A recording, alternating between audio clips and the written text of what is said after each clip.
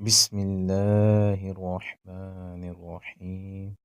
حضرت عبداللہ بن عمرو بن عاص رضی اللہ تعالی عنہ بیان کرتے ہیں، رسول اللہ صلی اللہ علیہ وسلم نے فرمایا، جب تم مؤذن کو سنو تو تم بھی وہی کہو جو مؤذن کہتا ہے، پھر مجھ پر درود پڑھو، کیونکہ جو شخص مجھ پر ایک مرتبہ درود پڑھتا ہے تو اللہ اس پر 10 رحمتیں نازل فرماتا ہے۔